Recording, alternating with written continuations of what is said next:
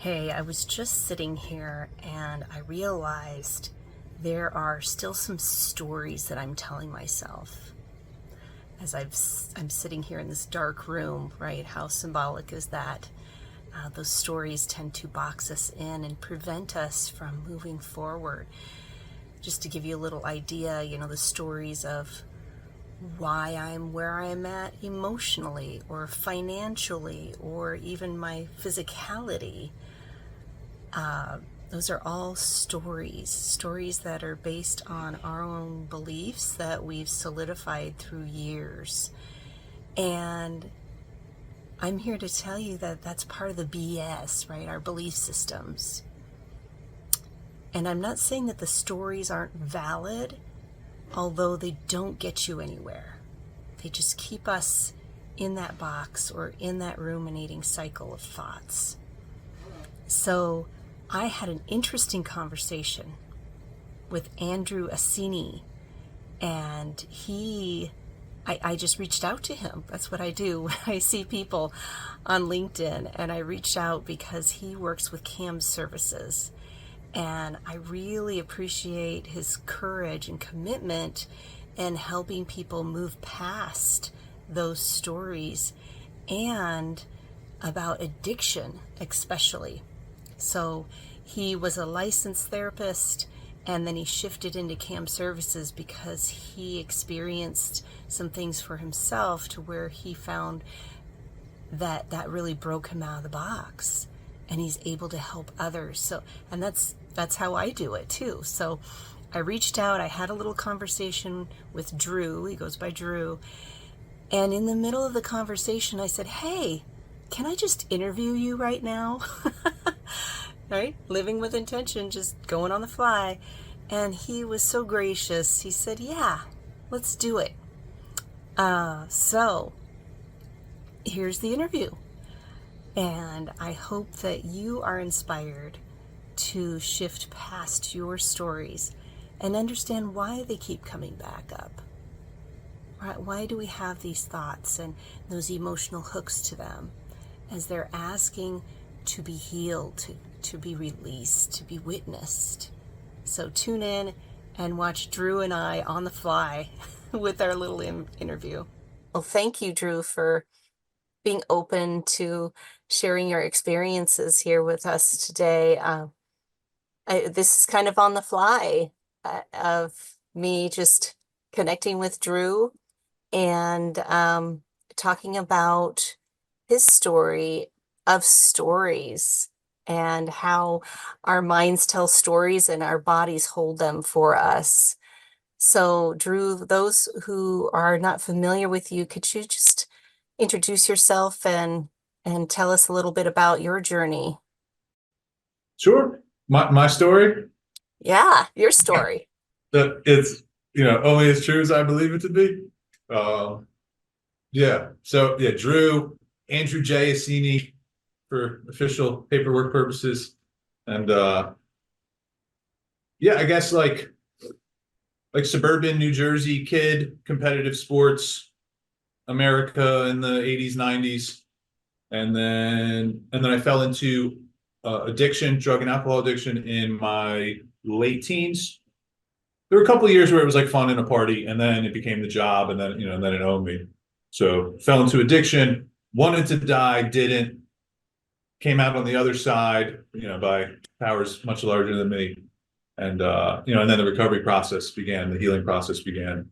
And so there was initially a psychosomatic therapist that played a huge role. And I also participated in 12-step programs pretty regularly for a couple of years. And that created the foundation. And then I got exposed to yoga and meditation. And then that opened up into ceremony as well, participating in different native, indigenous, aboriginal ceremonies and wisdom traditions. And then plant medicine came into the picture. And then while I was in the mix there, I went back to school and got my degrees, became a licensed drug and alcohol counselor and a mental health therapist. And yeah, but then as I have grown and evolved, as a being, then how I then have shown up with people has also grown and evolved.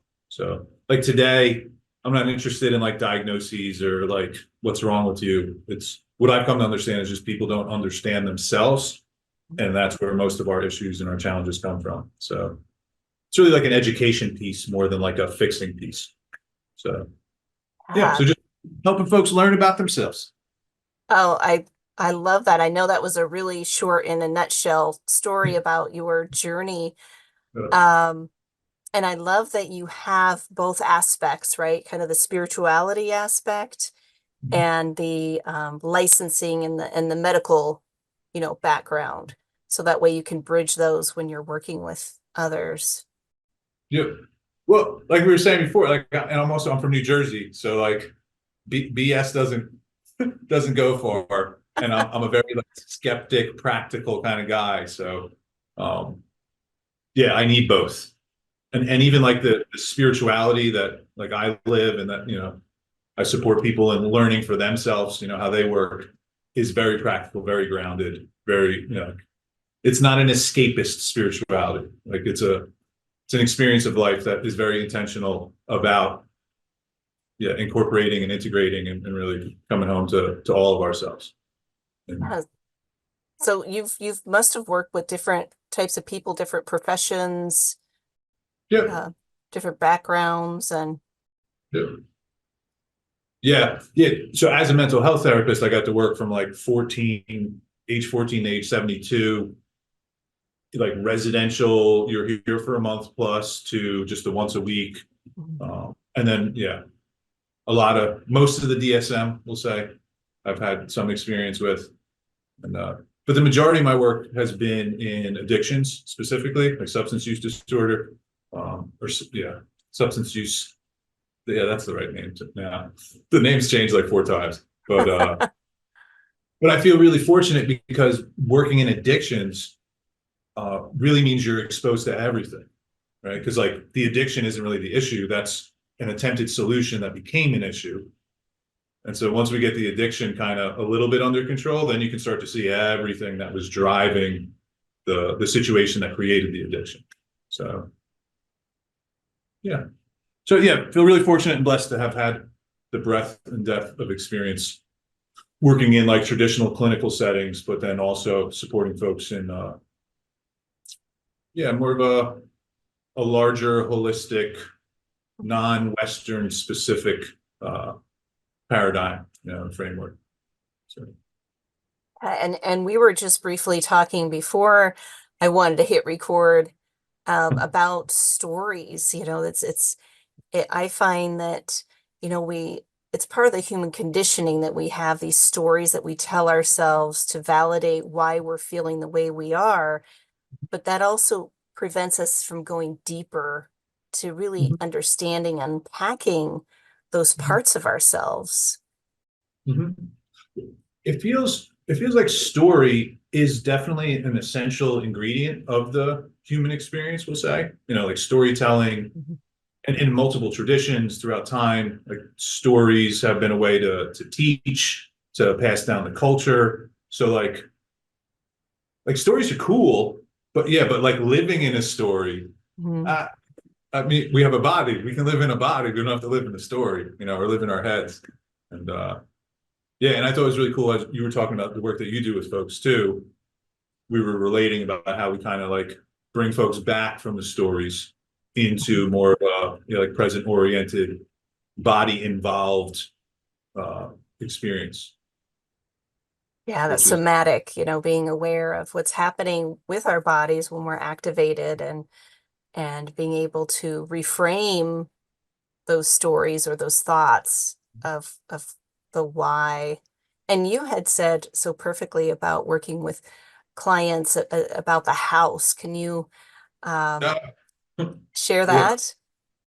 yeah. It was one of the folks I was working with recently, and we were chatting, and just the visual of the image of a house, and there being a bunch of squatters in the house, right? And so working with folks, a lot of times I feel like I'm listening to their stories and I'm getting a feel for their world, right? I'm like feeling into their experience, how they're connecting dots. But more and more, it feels like the role that I play is like, okay, cool story. And how are you feeling right now? Like, what's going on in your body right now? Is there sensations? Is there, like feelings that are present? And then as folks come back to themselves in a way that's maybe more integrated or more body centric or somatic, yeah, inevitably we encounter some feelings or sensations or like stored traumas or stuck energy, however we want to understand it. And those are like the squatters. And so if you want to come back to your more present oriented somatic experiencing, like that wavelength, you're going to have to get in touch with the squatters that are hanging out in your energy in your body. And that's not always fun. Like, it's not fun to like feel a like 10-year-old stale trauma energy or or like the anger's been hiding in some like corner of your body that you now like actually feel again because you're present. That's it's definitely a reorienting kind of a process. Yeah, For sure. So you gotta get in touch with the squatters, otherwise they're just hanging out. And they'll still hang out until, and with my experience, it's more of they're wanting us to listen to them. Beautiful. Yep. This is why it keeps coming up. It's because that is something that we need to heal within ourselves, whether, more so emotionally, that is attached to something physically in our bodies. Love it. Yep. Yeah. Frequently it's like creating space, giving time, giving attention. Like, that's some of the language that shows up. Mm-hmm. Yeah. Because I mean, it's there, it's not going anywhere.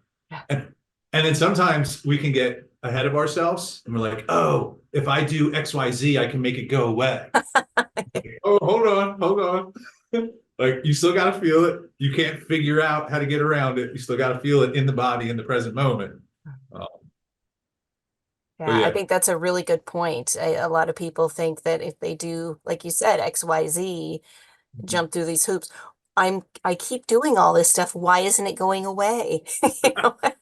Well, because you're still treating it like it should go away, right? Yeah, exactly. And it's the doing instead of the being and dropping in and feeling it. And as you said so perfectly, Drew, it is hard to sit with that 10-year-old crunchy old stuff or whatever that age, this trauma or the experience happened.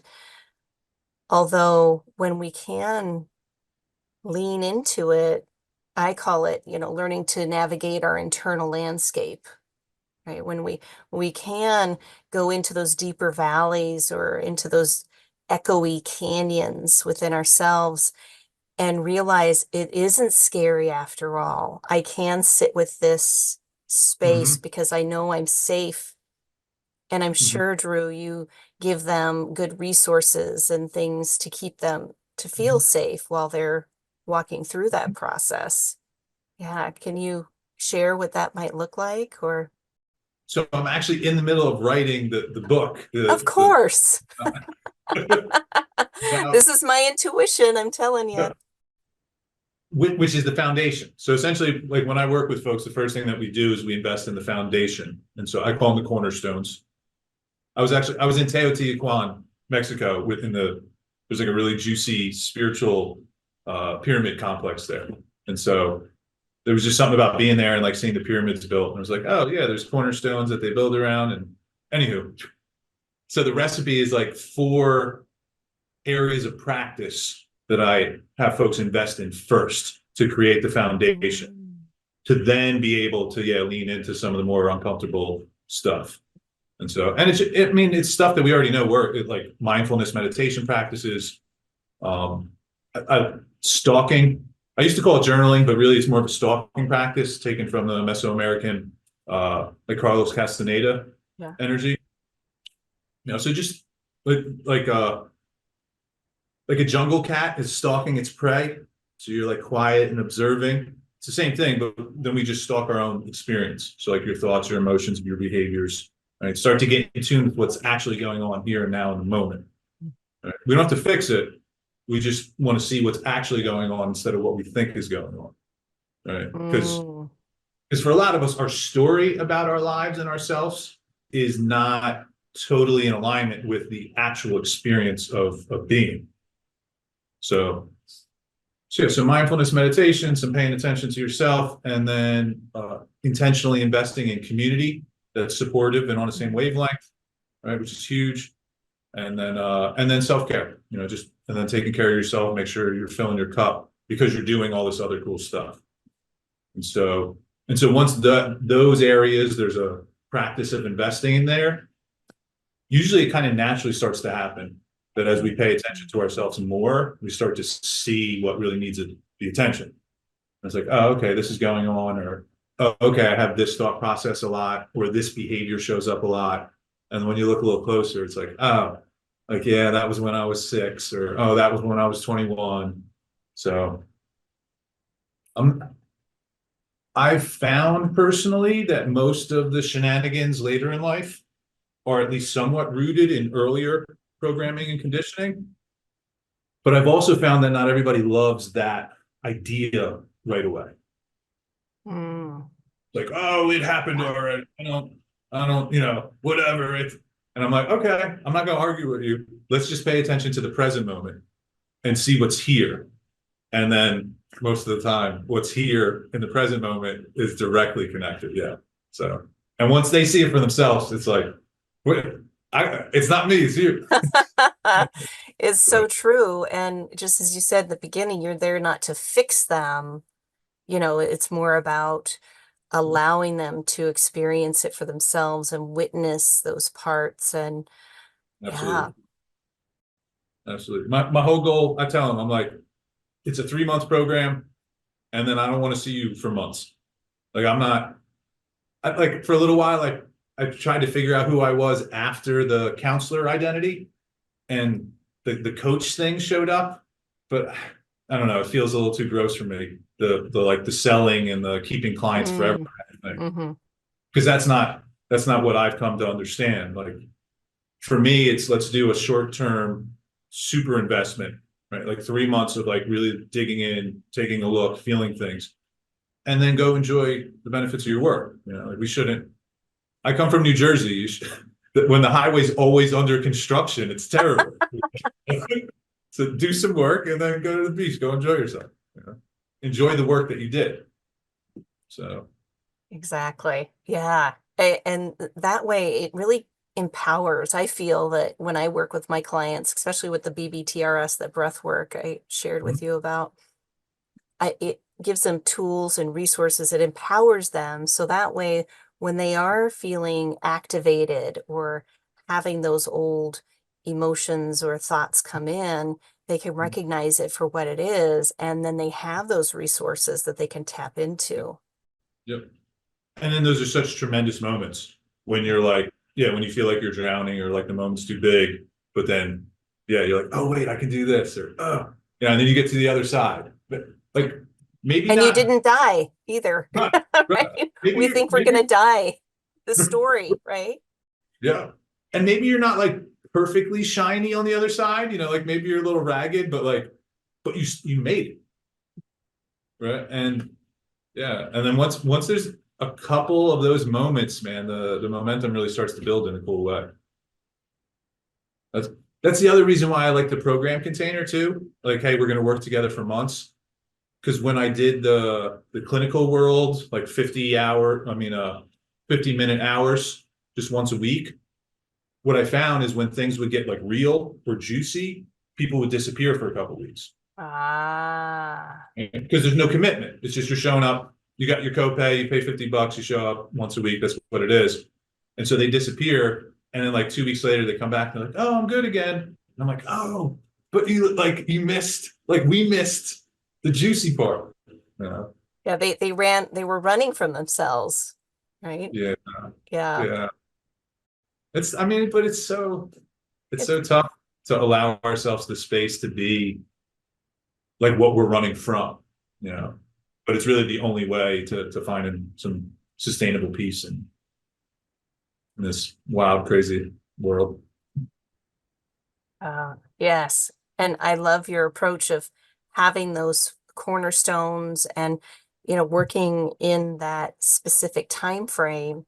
because then that holds them accountable too.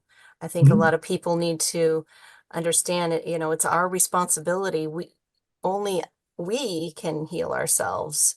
And it's Mhm. wonderful to have a guide such as yourself to, show them the marks along the trail and bring awareness to just how amazing and powerful they are too of the work that they're doing. Yeah. Yep. Yeah, I got it tattooed on my arm. So you gotta do the work yourself. Yeah. Yeah, and that's what Yeah. drew me. I saw you on LinkedIn, Drew, and you were standing next to your old RV and you were pointing to a sign that you had on the side of it. What was that sign again? Oh yeah. Yeah. Yeah. I put my name on it, and then the mantra or the mission statement at that time was helping folks remember. And Yeah, yeah. because it's all about remembering, really who we are Yeah. instead of all the distractions that are, Right. just really coming Mhm. at us all the time. Well, and it felt like for me at the time when that kind of download came through, it felt like a huge shift. Because up until that point in my own personal journey and my own recovery process, and then also working with people, I was like trying to get people to somewhere. It's like, oh, you need to get clean, or you need to get healthier, and it was about becoming something else. And then when that kind of download came through, it was like, oh, no, no, no, hold on. Like, we're it. Like, I'm it already. And I don't need to become something else. I need to unlearn all the shenanigans so Mhm. that I can just be what I am and that be cool. And Yeah. so, And the transformation naturally happens. And as you're sharing that, Drew, I'm looking at the butterfly picture behind you. Those of you listening on the podcast, be sure to tune in for the YouTube episode so that way you can see this amazing butterfly picture behind Drew. And that's what it is, right? We're the caterpillar. We're feeling all these things. We've had these experiences, but we don't yet understand who we truly are until we give space and, integrate with that. So that way we can become that beautiful butterfly. love it. You ever, I had a friend tell me once, you know, the moment when the caterpillar realizes it's a butterfly, that Just- I guess it's a little story. I mean, I never interviewed a caterpillar, so I don't know, but but essentially, so like the caterpillar goes through this tremendous transformation, this period of intense stillness and huge transformation, and then comes out. But at that point, like like maybe it knows something's different, but it still thinks it's whatever it's been. And Mhm, so usually what happens is a fresh a fresh butterfly, the wind will blow, and because it's got the big wet wings, and it'll knock it off the branch. mhm. And so the caterpillar is falling to what it thinks is its death, and it starts freaking out, which actually is the getting the blood into the wings, and that becomes the first flight. Ah, Right? So it's like literally falling to what you think is your death becomes the first flight as the new being. yes. And they flutter too. It's not like an eagle soaring in the sky or, a hawk dive bombing down. It's like they're fluttering. They're flowing with the breeze and with the wind and figuring it out that way too. Yeah. And I love how you brought that up because I just heard of a study that they did with the caterpillars before they turned into butterflies and that they have the same memory. I don't know how they tested this, okay, but people can search it. They have Right. this, the butterflies have the same memory as they did as a caterpillar, That's cool. isn't it? Yeah. That So, that makes as we evolve, as we are transforming, as we're having these experiences, um, we still hold those memories of our caterpillar, right, experiences and just by trusting in ourselves Mhm. knowing that there's so much more to us than we can see right now. And No. we don't know everything right now.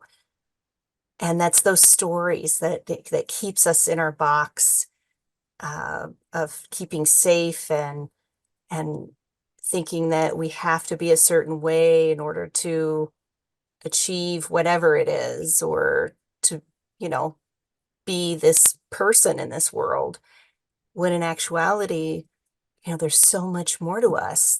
That's when the transformation happens, with the intuition, with working with, you know, amazing uh, persons such as yourself, Drew, allowing the people to just kind of wake up, right? Remember. Yeah. It's it's hard sometimes to remember that we have wings though. Like after you've been a caterpillar for a while. I still forget. I'm in a situation and I start acting out of like the old identity. And so go, hold on a second. Like I'm not 8. I'm not 22. Like, you know, and I have the capability of moving differently in this moment. And Mhm. but I still forget all the time. Oh yeah. And that we have a choice too. We just to get out of the stories, and asking Hmm. ourselves, okay, how do I want to show up today? What can I do to give myself some self-care so I can regulate and be able to manage throughout the day? Yeah, Um, very cool. Wonderful, Drew. Well, for those who are interested in learning more about you, what is your contact information? So the website is andrewjassini.com. And I'm on the Twitterverse and social media and all that stuff. Facebook, Facebook and Instagram and LinkedIn. Yeah, LinkedIn. that's where I found you. After that, I think I was too old, so I can't figure out all the Snapchats and the Twitter bops and all that stuff. So, yeah, yeah. So that's the website, and then my last name is Assini, so it's ass and Eni. But in Italian, it actually means like the town fool or the little stubborn one. So yeah, so you can find me on LinkedIn or wherever, and feel free to reach out. I'm just hanging out at the beach. Yeah.